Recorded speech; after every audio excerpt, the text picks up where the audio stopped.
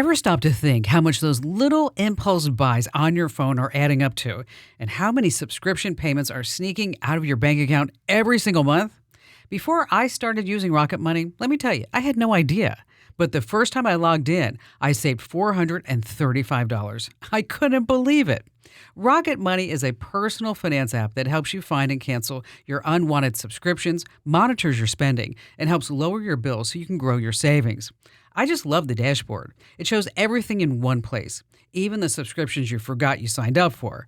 And if there's something you don't need, Rocket Money helps you cancel it. Plus, it alerts you if a bill increases or if something unusual pops up in your account. It's basically like having a personal assistant for your money. Cancel your unwanted subscriptions and reach your financial goals faster with Rocket Money. Go to rocketmoney.com/Kim today. That's rocketmoney.com/Kim. rocketmoney.com/Kim. You're listening to The Kim Komando Show for the weekend of April 19th, 2025. Here's hour one. Hey, let's go back in time. 2004. What were you doing in 2004?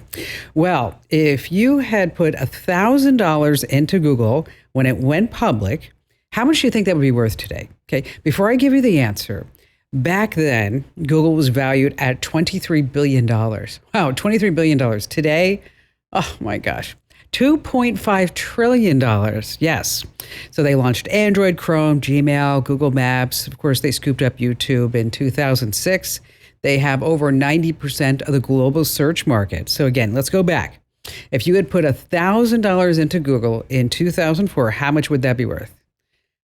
I was actually surprised it wasn't worth more.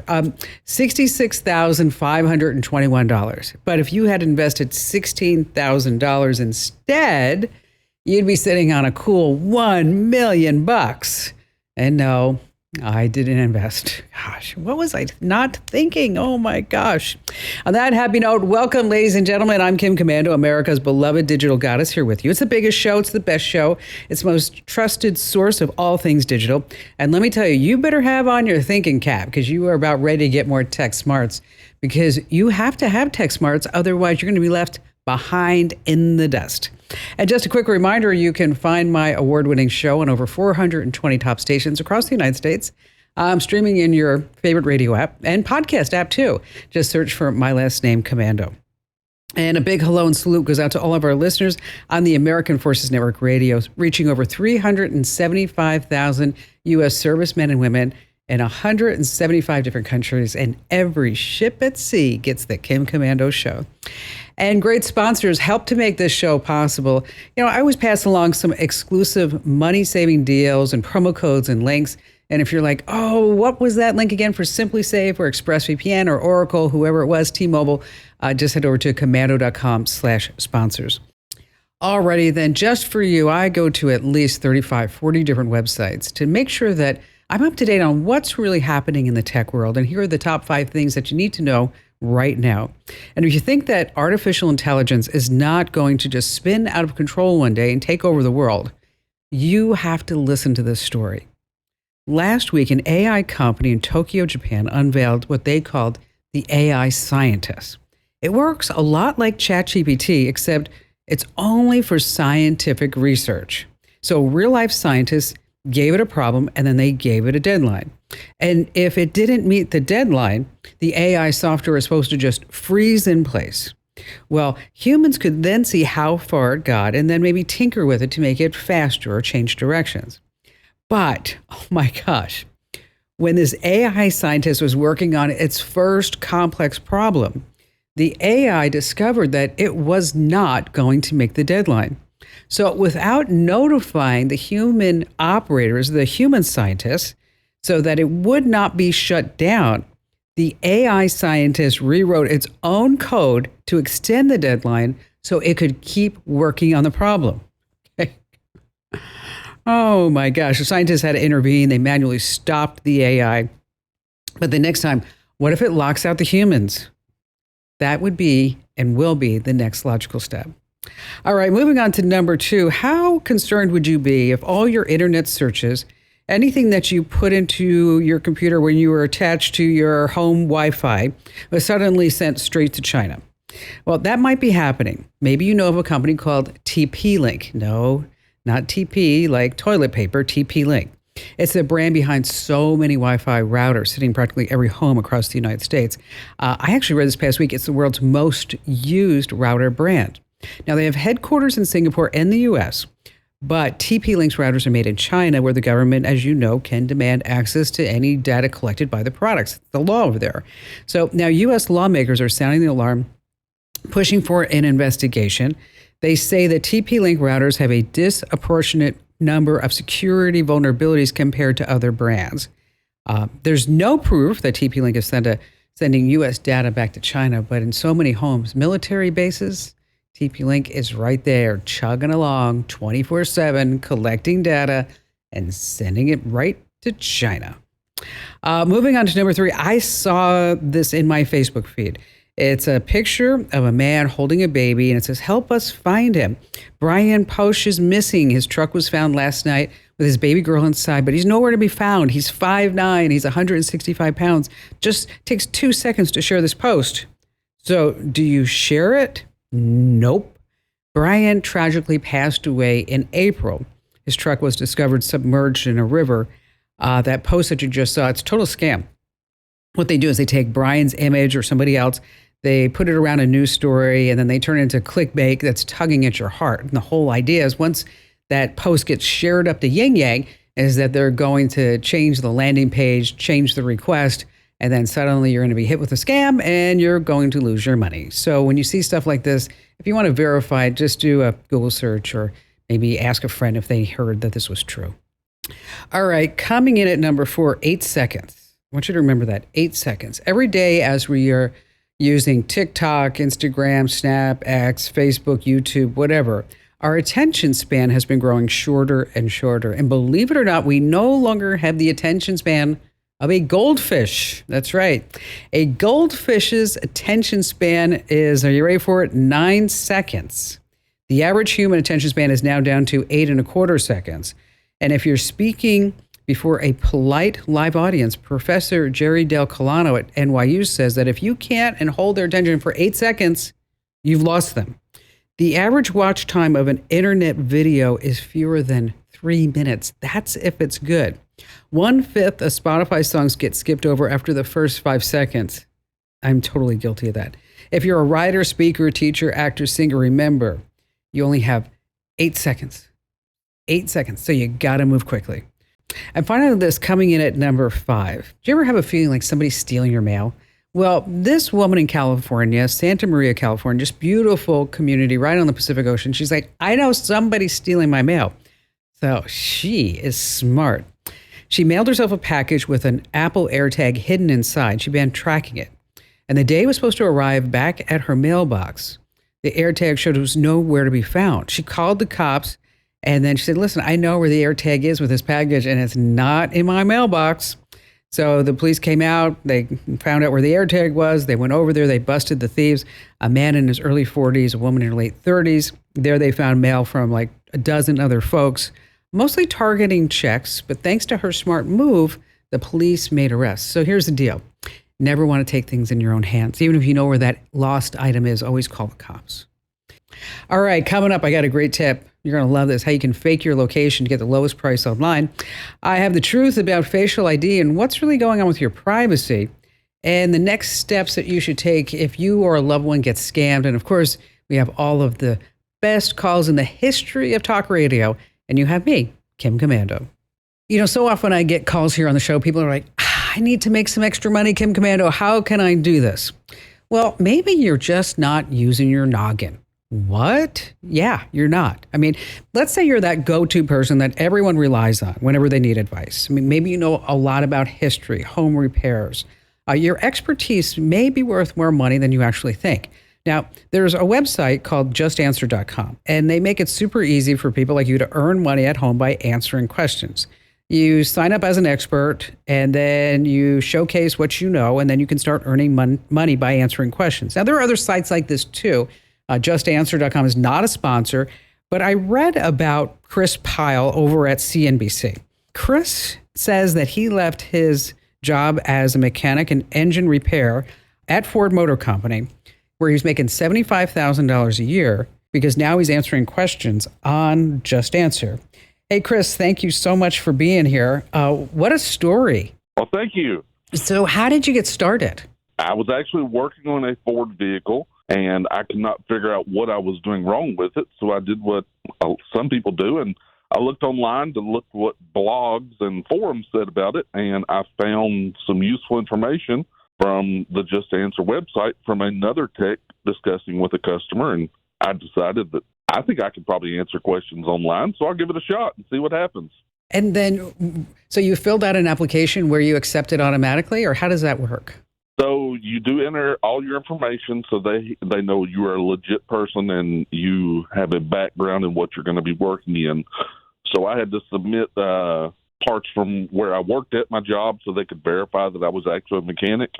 I also submitted information about my schooling background. They gave me 10 questions that were just general questions about vehicles, and I had to answer those correctly. And then they said, you're free to go. You can start answering customer questions. And then were you busy at the very beginning, or did it ramp up? In the beginning, I still had my normal 40-hour-a-week job. So I was only doing this on the evenings after getting off work and eating dinner, and then I would do it some on the weekends. So in the beginning, I was not all that busy. I was only putting in maybe 2 to 3 hours a day. But the money-making potential was there, and it kept getting better and better and better until I started sinking more hours into it. So how much do you make per question? It ranges each week. It changes each week. So the website grades our answers and our customer satisfaction.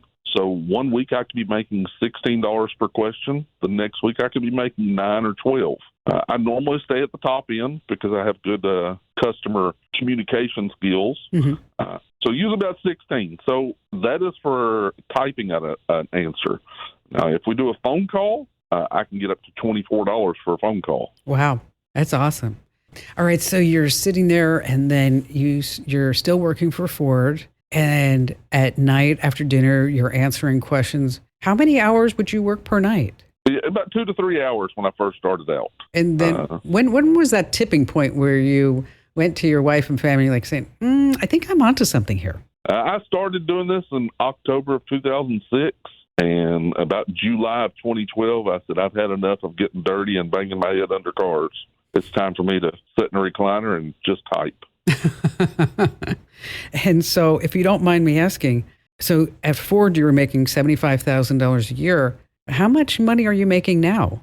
It ranges. It changes every month because sometimes we're busy in the summer and we're not as busy in the winter. So it will range anywhere from $9,000 a month to up to $15,000 a month. Wow, that's amazing, Chris. That's awesome. That really is. That's awesome. Now, if somebody goes to Just Answer, do they pay for a membership? Is that how they pay you? The way the customer is, I don't know 100% how this works because we're independent. So I don't know exactly what Just Answer does with the customer and their accounts. Mm-hmm. But the best of my knowledge, the customer is presented with different options. So they can pay a small fee, and that will allow them to review all past questions and answers. Or they can pay a larger fee, which allows them to ask their own question. So you mentioned that you have good communication skills, which I'll tell you, I interview a lot of people, and you really do. Thank you. And a lot of people don't. So I can see how you'd be very successful in what you're doing. How many hours a day are you doing it now to earn that type of money? When we're busy, I would like to put in around 10 plus hours. I try to cut off at no more than 12. I still have 2 boys and a wife and a life. Well, Chris, I bet you could start a YouTube channel. You could probably have this whole franchise.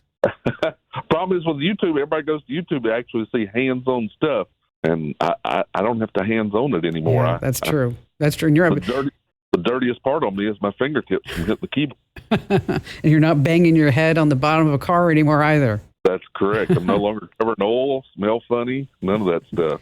So one last question. If somebody's listening right now and they're thinking like, hey, I could do that, what words of advice would you have for them? You would have to put in a lot of dedication and time to understand that you are diagnosing a car that you can't see, smell, taste, hear, anything. So you've got to be very creative in how you ask your questions to try to get the customer to be your eyes and hands. And that's where a lot of the technicians that start on Just Answer fail. They can do it in person, but they can't do it through a third person. They can't tell a customer how to get the information for them. So it takes a lot of work and dedication. And if you don't have the time to slow down and try to figure out different ways to get what you need, you're not going to succeed at this. And we go through expert after expert. They start and they last about a month and they say, I just can't do this. Mm-hmm. And so if somebody has a question for you, how do they find you? They can actually request me by name. My name is Chris, and my nickname is Moose, and I tell everybody that. And I get a lot of requests. And what they do is I help them. If they're pleased with me, I give them a closing speech so they can reach me again by entering my name as Chris, a.k.a. Moose, and they can request me specifically. I help a person in Hawaii quite often. I bet I help him 3 to 4 questions a day. Mm-hmm. Every single day, 7 days a week. Sounds like you need to take a trip and meet your new best friend. He goes fishing on the weekend, and I love to fish. So he said that I could come down and go fishing if I wanted to. You know what? I think you should. I think that would be a lot of fun, and just tell him, hey, I'm not here for the answers, okay? I'm here for the fish. That's what I want. Chris, a.k.a. Moose, such a pleasure to spend some time with you, and congratulations on your success. Hey, by the way, it's not just justanswer.com. You could try your hand at expertise.com, quera.com, Chegg, LivePerson, or keen.com. If you're like, what was the list of all that again, Kim? You went too fast? Make sure that you sign up for my free newsletter because it's always posted there, or you can always search the website. Okay, in real life, the pricier the neighborhood, the more expensive the grocery store, right? Guess what? Websites work pretty much the same way. Depending on where you live, you could get the short end of the stick with deals. But if you own a home, listen up. This is scary. The FBI is warning about a crime on the rise, home title theft. And it doesn't happen the way you might think. No break-ins, no stolen keys, just a forged signature on a single piece of paper filed with the county. In minutes, criminals can transfer the title out of your name, then use your ownership to drain your equity or even sell your home. The worst part, most people don't know what's happening until they get collection or foreclosure notices in the mail. That's why I trust Home Title Lock. When you visit HometitleLock.com/Kim, you'll get a free title history report and a 14-day free trial of their $1 million triple lock protection, including 24/7 monitoring of your home's title, urgent alerts to changes, and if fraud does happen. Their U.S.-based restoration team will work to restore your title, covering costs up to $1 million. Don't wait. Protect your home and equity today. Get your free 14-day trial at HometitleLock.com/Kim. That's HometitleLock.com/Kim. This is an ad. I hate ads! An ad for crisp, refreshing Angry Orchard hard cider. That is refreshing. An ad that interrupted your podcast. I hate being interrupted! To remind you to stop being angry at me and crack open an Angry Orchard. That's a good idea. Don't get angry. Get Orchard. Angry Orchard Cider Company, LLC. AngryOrchard.com. Please drink responsibly. Angry Orchard is a hard cider with other natural flavors. This episode is brought to you by LinkedIn. Healthcare professionals can lead their careers with LinkedIn. Discover jobs by specialty, preferred shifts, and even desired salary. From mental health therapists to radiology technicians, it's now faster and easier for healthcare professionals to find the right fit. Learn more at linkedin.com/healthcare. Side effects may include faster job placement, improved work-life balance, and increased career satisfaction. Some ways around this. Number one, get a VPN, change your virtual location to one that you think gets lower prices. You can compare prices online, and you can also track prices on any product that you want. If you have Chrome, Keepa is a really powerful extension. A friend of mine, she was going to rent a car in the UK, maybe heard me tell a story. And when she was here in the United States, the price was like $900 for 3 days. She changed her location to the UK, and that dropped to like $300. So yeah, you can save some serious bank when you do this. You don't want to leave. You want to stay right where you are because coming up, we have more tips and more of your great phone calls you can't afford to miss. Let me ask you a question. Do you have any old VHS tapes just laying around? You're like, I don't know what to do with these, Kim Commando. I have a great tip coming up that you don't want to miss. And before we get to that and all of your phone calls, every year, millions of recalled cars, they don't get the fixes that they need.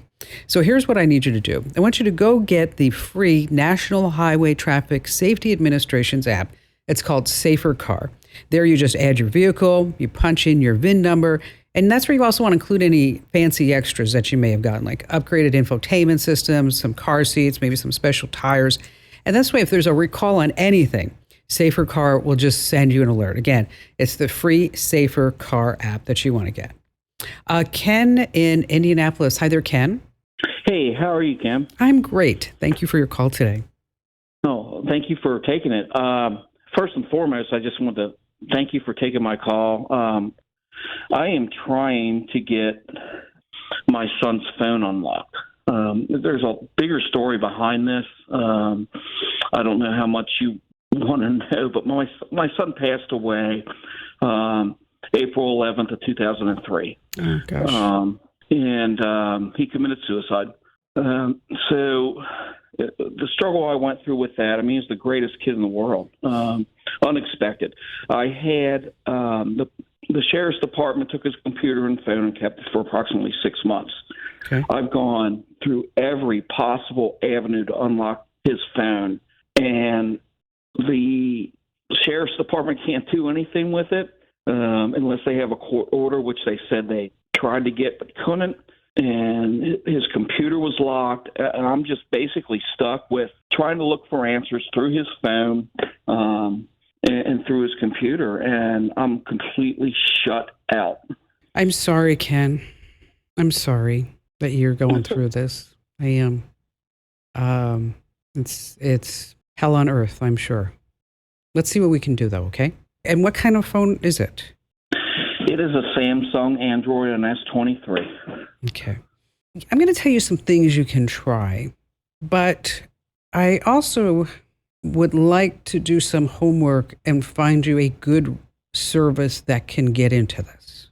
Okay. Because what I don't want you to do is to lock the phone up, right? No, and I've called, I've made hundreds of calls, and the first thing they want to do is just, basically clear the phone. Yeah, which we don't want to do a factory reset because you want to be able to get into the phone and the computer, right? Correct. Okay. Well, and the crazy thing about the computer is I can get into that, but, and this is probably being a little bit off base, but there's not the same things were there before the sheriff's department took it. There were things that are missing. So that, I mean, I know that's a different avenue and a different road to go down, but I mean, we shared the same desktop. Maybe it was his, but I used it for some things. Sure. And when I got it back from the sheriff's department and the phone back, like 6 months after Nathan passed, there was nothing left on the computer. It was basically erased. That's unfortunate.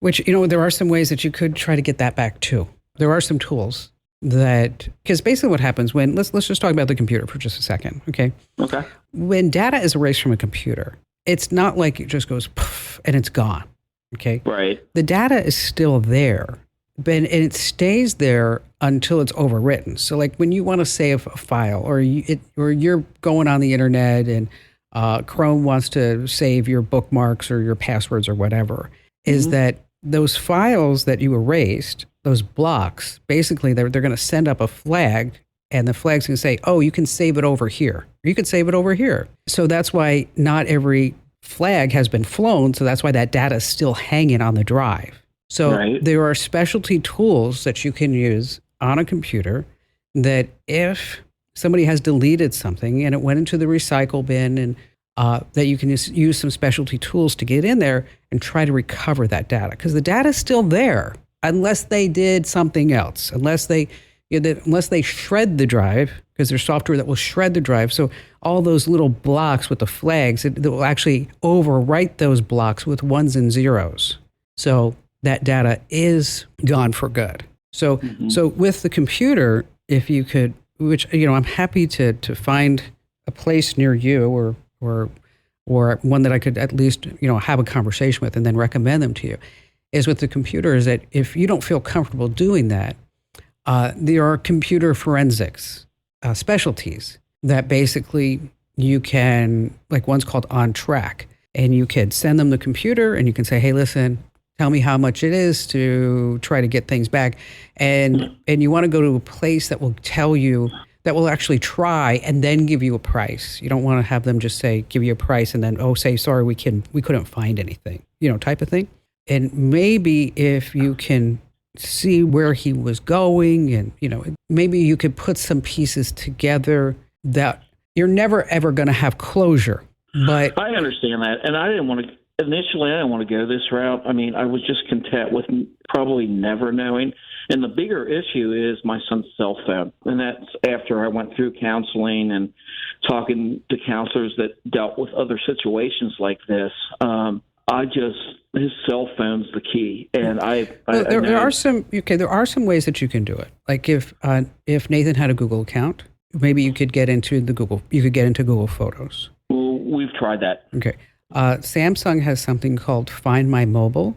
And if he was set up with Samsung's Find My Mobile, is that you can actually unlock his device by using his account credentials. Well, the issue with the phone is, and this is what the police said. I mean, I used to get into my son's phone, I don't know, once a month and look at it, but he would change the password, so I can't even unlock it. Password is 8 digits, and the police, like I said, the sheriff's department had it for a while. They claimed to try to get a court order to unlock it. The court wouldn't issue it. Well, but there is another way. I mean, you can try to pull the SIM card out, put the SIM card into a new phone, and that's where you could start maybe doing some forensics yourself and getting some 2-factor authentication codes. Okay. And for his Samsung account, his Google account, whatever it may be, for anything that's actually up in the cloud. Now, as far as, to get into the phone itself, that's a very tricky situation, because if you try too many codes, the phone might just reset itself, because it thinks that's stolen. So that's why for the computer and also for Nathan's phone, you might want to really just go to a professional data recovery service, because they specialize in getting data from locked or damaged devices without taking the risk of doing a whole factory reset, because we don't want that to happen. So Ken, let's do this. I put you on hold, and let's make sure that we have all your contact information. And let me find a good data recovery forensic specialist near you. And then we'll send you out some names of at least 3 companies so that you can do some research. And I want to actually have a conversation off the air with a good friend of mine who is a white hat hacker.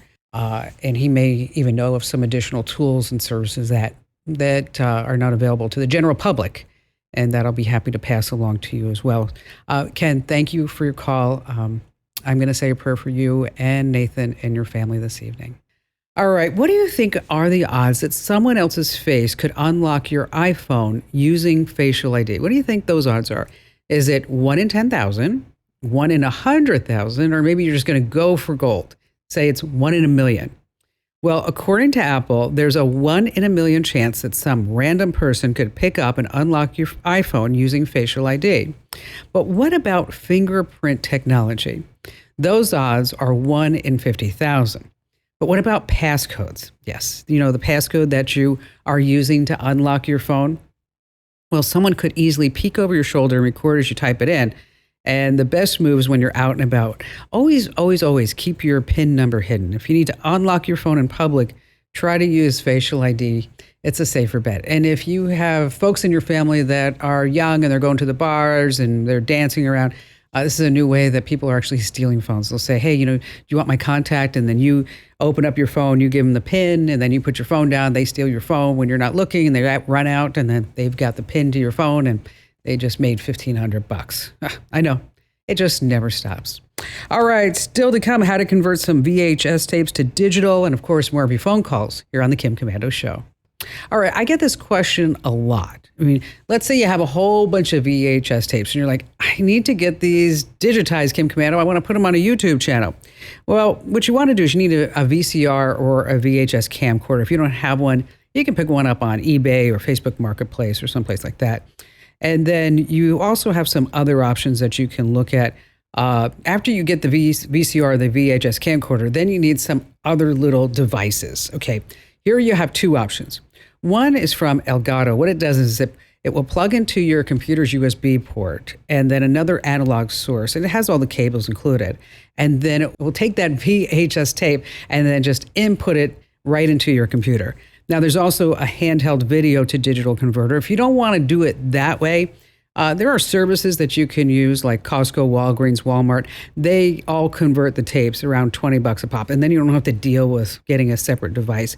Or you can just mail them off to a place like Legacy Box or iMemories or Capture. Just know that that is probably the most expensive option. All right, back to the phones we go with David in College Station, Texas. Hi there, David. Yeah, hi, Kim. I've been seeing these things where people, you see them walking in the woods or out camping, and they said, never be without your internet. And I just don't know how that can work in a handheld device to be able to capture the internet away from an actual internet provider. Why, is this something that you think that you need? And if so, how would you use it? Well, we, not too long ago, bought a travel trailer.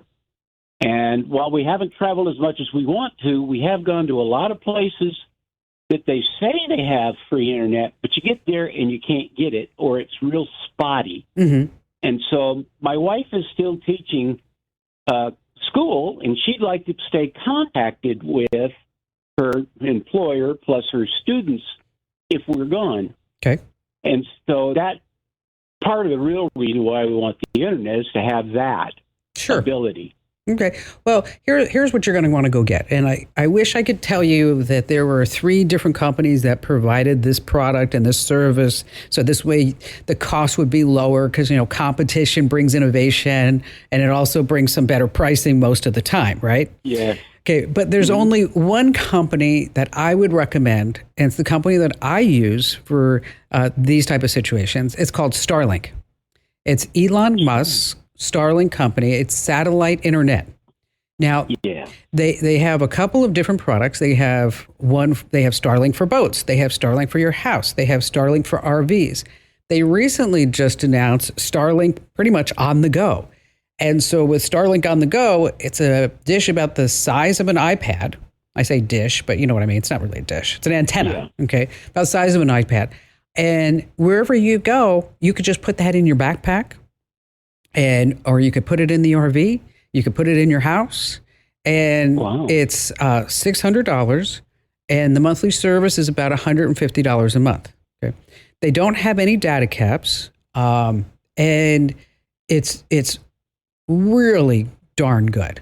The upload speed, the download speed, a download speed isn't what you're going to get with a bona fide fiber line or anything like that. Right. But it's really going to be something that I think it's I'm just waiting for the next step for this to happen, that we will have more companies getting involved. AT&T's launching some satellites, and then and then what's going to happen next is that our cell phones aren't going to be really cellular anymore. They're going to be satellite based. So, that's true. Yeah. So wherever we go, we'll have one number, not going to have to worry about SIM cards and eSIM cards and all this other good stuff.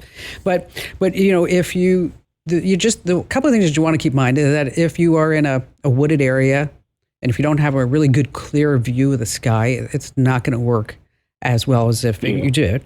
But if you're looking to take satellite with you in the travel trailer, wherever you go, really take a look at Starlink. There's, like as I mentioned, there's Starlink for RVs, for boats. I actually have Starlink as a backup internet service for 2 homes, and I also have Starlink on my boat, which is pretty wild that you'll be out in the middle of the Pacific Ocean and you can still get a spammy email. They can still find you. Thank you for your kind words, David, about our newsletter. If you have not already signed up for our newsletter, why don't you do that right now? Just head over to getkim.com. Once again, that's getkim.com. Hey, by the way, if you need more information about those VHS tapes and links to the devices that I mentioned, just hit commando.com, really. This is actually all written up in a free newsletter the other day. So you may be like, hey, I think I heard that someplace before, Kim Commando. That's why you need to get the free newsletters, by the way. If you're not signed up, head over to getkim.com. You're going to love it. That's getkim.com. Okay, if you've been scammed, or if you know somebody who has been scammed, you have to know about the Better Business Bureau's new tool. It's called Scam Survival. This is really something. It starts by asking you some key questions about what exactly went down. Was it your phone that was hacked, your computer, your tablet? How did you actually lose the money? Was it through a wire transfer? Did you buy gift cards? Was it Bitcoin? What about your credit card? Did that get compromised too? And then with this Scam Survival Toolkit, you get guidance on how to handle it all. Once you fill in the details, it generates a customized plan just for you, including these step-by-step instructions on what to do next and who to contact. Where can you find this? Of course, you're going to go to the Better Business Bureau's website. That's bbb.org. And there's a link right at the top that says Scam Survival Toolkit. Always remember, you're not alone. And if you think that you're being scammed and you're wondering, like, is this legit or not? You can always reach out to me. And the best place to do that is at commando